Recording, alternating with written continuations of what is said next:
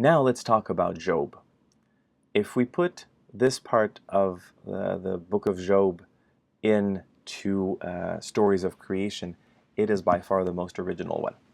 And the approach is quite, well, original, unique.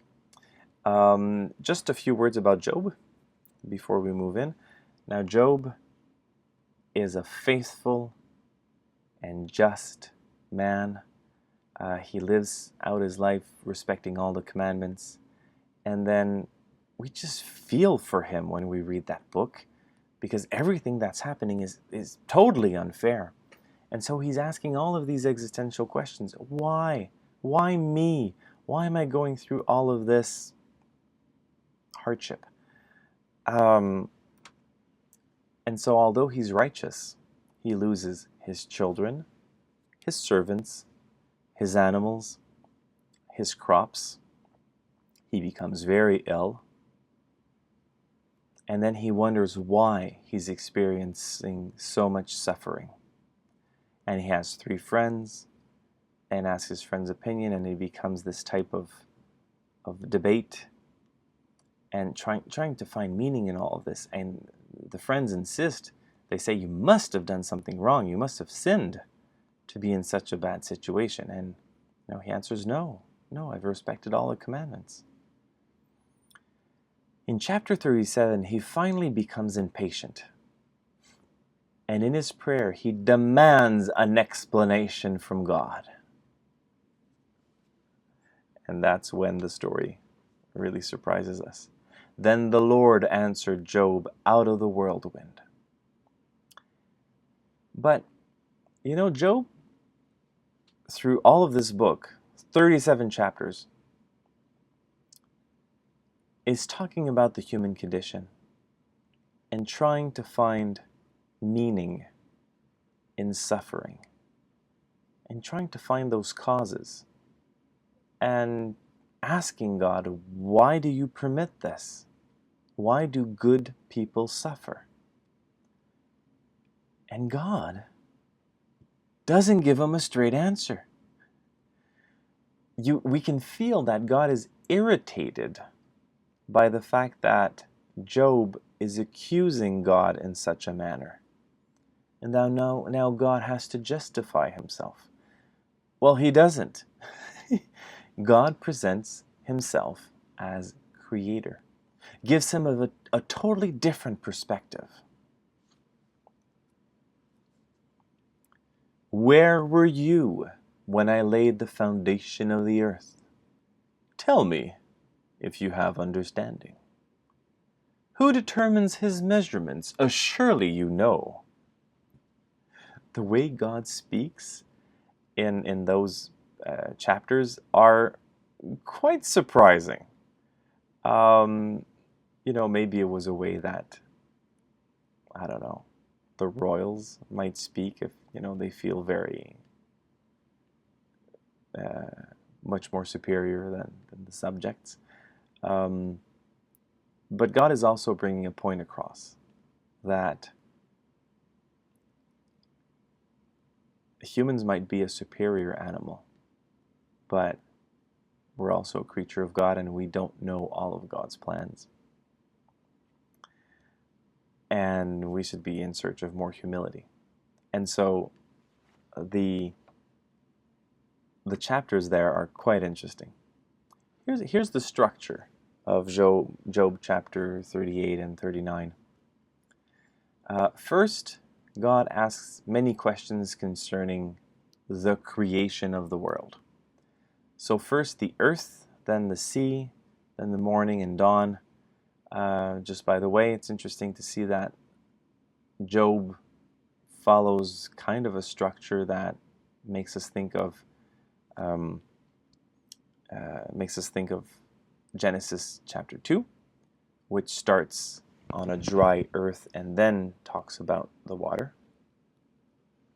So it's dry first and then water. Then after talking about the creation of the world, it goes into questions concerning the inanimate nature. So what are we talking about? The depths and expanses of the earth, the gates of death, the way of light, the place of darkness, weather, light, wind, stars, constellations, floods, questions relating to those.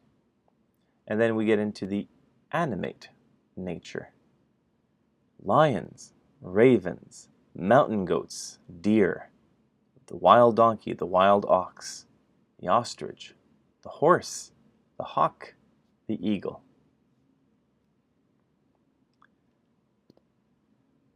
Now, when he talks about the creation of the world, I'm just amazed by this quote.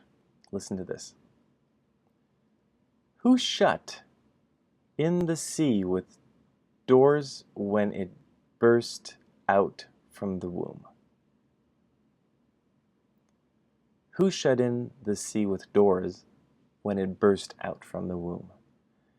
When I made the clouds its garment and thick darkness its swaddling band. Okay, what is he talking about? We have to go back to the old cosmology of Mesopotamia, Israel, obviously, and also Egypt.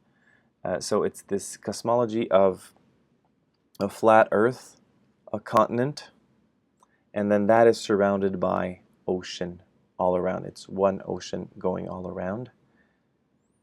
And then, well, there's a limit to that ocean, and that's what God is describing here in the book of Job. I make clouds its garment and thick darkness its swaddling band. Now, what's a swaddling band? Babies have swaddling bands.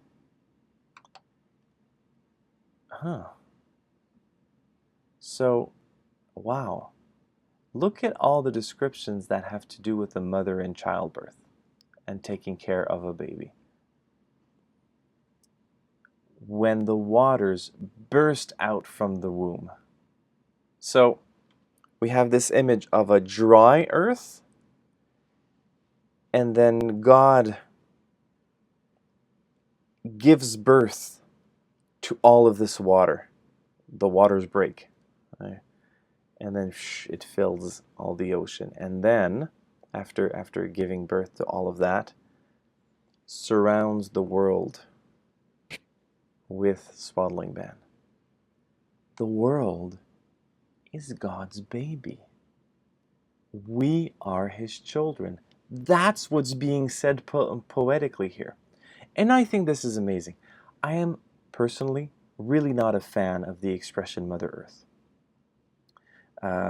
Earth as our mother, it exists in other religious traditions, and I respect that, and I think it's beautiful when they talk about it. But if we're going to be rooted in Scripture, the earth is not a mother. And I have personal quarrels on that as well, because a mother would not send hurricanes to kill her children. She would not send earthquakes or tsunamis to kill her children. A mother doesn't do that.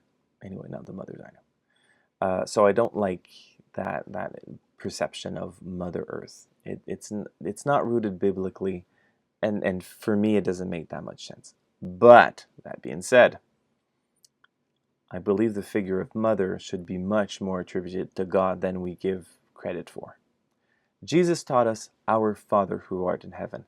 But there are so many places in the Bible, including Job and Ezekiel, that God is mother. And keep this passage very, very close to you when you want to present God as mother, because it's just amazing. Giving birth to the world and surrounding the baby. Here's another reference, just a few verses further. Has the rain a father, or who has begotten the drops of dew? From whose womb did the ice come forth, and who has given birth to the hoarfrost of heaven?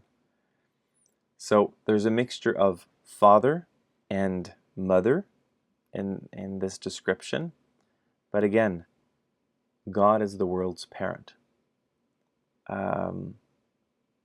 And so what better way to talk actually about all the creatures are God's children, and then understanding it through St. Francis of Assisi's expression, brothers and sisters, looking at the different creatures. So Job chapter 39 to 41 describes many animals: the ostrich, the wild ox, the lion, the eagle, we have the horse, and you got to go read it. It's just amazing that God is testifying to a personal relationship to these animals without having humans as the intermediate, and also that these animals have strengths that humans do not have. We're not as fast as an ostrich or a horse. We're not as strong as the wild ox. We don't build nests at such heights or even fly at such heights as the eagles. So wow, just amazing descriptions that humble us, actually. And after all of those descriptions, here is what Job says to God. I know that you can do all things, and that no purpose of yours can be thwarted. Therefore, I have uttered what I did not understand, things too wonderful for me, which I did not know. If we had much more of this sense of awe, if we would look at nature to see all of the strengths that some creatures have, and maybe be more curious rather than wanting to have control, we would get to this humility that Job has at the end of the story. And even though he's been through a lot, he converts, he changes his way of seeing and submits to God, the Creator, recognizes that he's a creature, not just, superior being in the image of God, but a creature. And so we still have lots to learn from what God says in the book of Job.